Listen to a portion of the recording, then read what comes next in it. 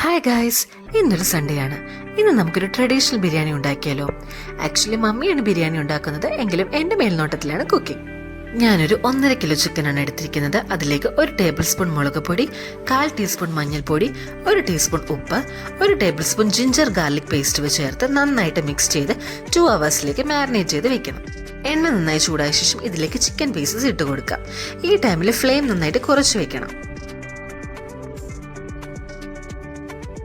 Chicken pieces മൂടി തുറന്ന ശേഷം ഇടയ്ക്ക് തിരിച്ചും മറിച്ചും ഇട്ട് കൊടുക്കണം. ചിക്കൻ നന്നായിട്ട് ഫ്രൈ ചെയ്തിട്ടുണ്ട്. ഇനി നമുക്കിത് കോരി മാറ്റാം. ശേഷം ബാക്കിയുള്ള പീസസ് കൂടി നമുക്കിതിലേക്ക് ഇട്ട് കൊടുക്കാം. ചിക്കൻ ഫ്രൈ ചെയ്ത് കഴിഞ്ഞ് അതിലെ എണ്ണ ഒരു പാത്രത്തിലേക്ക് മാറ്റി ചട്ടിയുടെ അടിയിൽ പറ്റിപ്പിടിച്ചവ മാറാൻ വേണ്ടിയിട്ട് ചട്ടി ചൂടോടെ സിങ്കിൽ കാണിക്കുക. തണുത്ത വെള്ളം ഒഴിച്ച് ഒന്ന് സ്ക്രബ് ചെയ്താൽ പെട്ടെന്ന് ചട്ടി ക്ലീനായി കിട്ടും. 20 ചെറിയുള്ളി, 1 മീഡിയം സൈസ് ഇഞ്ചി, 1/2 തുടം വെളുത്തുള്ളി, 5 പച്ചമുളക് ഇവ മിക്സിയുടെ ജാറിലിട്ട് നമുക്കൊന്ന് ക്രഷ് ചെയ്തെടുക്കാം. ചിക്കൻ ഫ്രൈ ചെയ്ത് ആ സെയിം വെളിച്ചെണ്ണയാണ് ഇപ്രാവശ്യം ഞാൻ എടുത്തിരിക്കുന്നത്. അതിലേക്ക് നമ്മൾ ക്രഷ് ചെയ്ത് വെച്ച ഐറ്റംസ് നമുക്ക് ചേർത്ത് ഒന്ന് വഴറ്റി കൊടുക്കാം.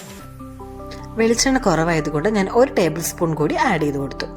1/2 ടേബിൾ സ്പൂൺ മല്ലിപ്പൊടി, 3/4 ടേബിൾ സ്പൂൺ മുളക് പൊടി, 1/4 ടീസ്പൂൺ മഞ്ഞൾപ്പൊടി ചേർത്ത് പൊടികളുടെ പച്ചമണം മാറുന്നത് വരെ ഒന്ന് ഇളക്കുക.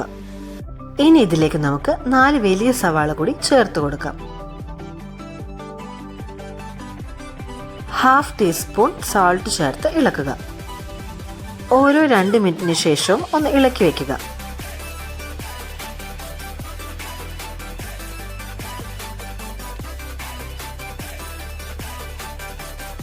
ഇതേ സമയം 1 ടീസ്പൂൺ കുരുമുളക്, 2 കറുവപ്പട്ട, 8 ഗ്രാമ്പു, 4 തക്കോലം, 6 ഏലക്ക എന്നിവ അരി തിളപ്പിക്കാൻ വെച്ചിരിക്കുന്ന വെള്ളത്തിലേക്ക് ചേർക്കുക.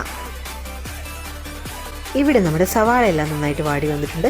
ഇതിലേക്ക് ഒരു വലിയ പീസ് ടൊമാറ്റോ ഇടാം.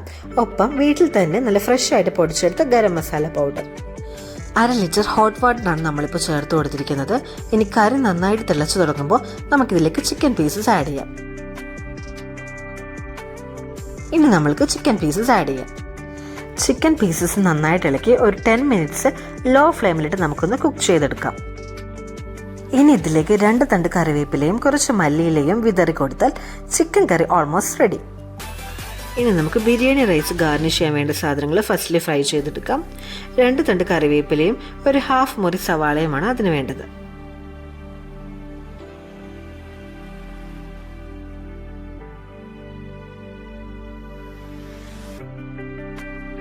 രണ്ടും കൂടി ഫ്രൈ ചെയ്ത് നമുക്ക് മാറ്റി വയ്ക്കാം. ഇതിലേക്ക് നമ്മൾ 1 ടീസ്പൂൺ ഡാൽഡ ഒഴിക്കുവാണ്. ഇനി കിസ്മിസും കാഷ്നട്ടും ഒരുമിച്ചെടുത്ത് ഫ്രൈ ചെയ്തെടുക്കാം. റൈസ് ഇട്ട ശേഷം 1 ടീസ്പൂൺ ഡാൽഡ നമ്മൾ ഇതിലേക്ക് ആഡ് ചെയ്ത് കൊടുക്കുന്നുണ്ട്. നമ്മുടെ റൈസ് ഒട്ടിപ്പിടിക്കാതിരിക്കാൻ വേണ്ടിയിട്ടാണ് ചെയ്യുന്നത്. 1 ക്യാരറ്റ് ചെറുതായിട്ട് അരിഞ്ഞതും 1 ടീസ്പൂൺ ഉപ്പും ഇട്ട് നമുക്കിത് അടച്ചു വെക്കാം. ഇവിടെ നമ്മൾ ഇന്ത്യ ഗേറ്റ് ബസ്മതി റൈസാണ് എടുത്തിരിക്കുന്നത്. ഒരു 10 to 12 മിനിറ്റ്സ് മതി ഇത് വേവാൻ വേണ്ടിയിട്ട്. 1 ടീസ്പൂൺ പൈനാപ്പിൾ എസൻസിൽ നമ്മൾ 2 ടീസ്പൂൺ പാൽ ഒഴിച്ച് ഒന്നെടുക്കുവാണ്. ഈ പോട്ടിലാണ് നമ്മൾ ബിരിയാണി സെറ്റ് ചെയ്യുന്നത്. ഫസ്റ്റ് തന്നെ കുറച്ച് ബിരിയാണി റൈസ് ഇടാം. അതിലേക്ക് നമുക്ക് കുറച്ച് പൈനാപ്പിൾ എസൻസ് ആഡ് ചെയ്ത് കൊടുക്കാം. പൈനാപ്പിൾ എസൻസ് നമ്മളൊരു ഫ്ലേവറിന് വേണ്ടിയിട്ടാണ് ആഡ് ചെയ്യുന്നത്. അതിലേക്ക് 1 ടീസ്പൂൺ ഗീ ഒന്ന് സ്പ്രെഡ് ചെയ്ത് കൊടുക്കാം. ശേഷം നമ്മൾ ഫ്രൈ ചെയ്ത സവാള, വേപ്പില, കശുവണ്ടി, കിസ്മിസ് ചേർന്ന് ഗാർണിഷ് ചെയ്യുവാണ്. കുറച്ച് പുതിനയില കൂടി വിതറി കൊടുക്കാം. വീണ്ടും നമ്മൾ റൈസ് കുറച്ചുകൂടി ആഡ് ചെയ്തിട്ട് നേരത്തെ ചെയ്ത ആ സെയിം പ്രോസസ്സ് ഒന്നുകൂടി റിപ്പീറ്റ് ചെയ്യുവാണ്. ഈ ബിരിയാണി കാണുമ്പോൾ നിങ്ങൾക്ക് കുറച്ച് ടൈം കൺസ്യൂമിംഗ് ആയിട്ട് തോന്നുമെങ്കിലും guys believe me, this was so good. അപ്പോൾ നിങ്ങൾക്ക് ടൈം ഒക്കെ ഉള്ളപ്പം ഇങ്ങനെ ഒന്ന് ബിരിയാണി റെഡിയാക്കി നോക്കൂ കേട്ടോ.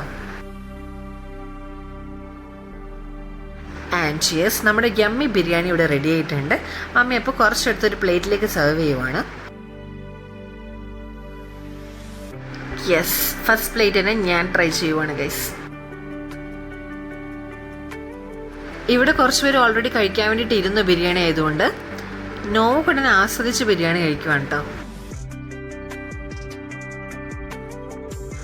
അപ്പോൾ അത്രയുള്ള ഇന്നത്തെ വിശേഷം. ടാറ്റാ.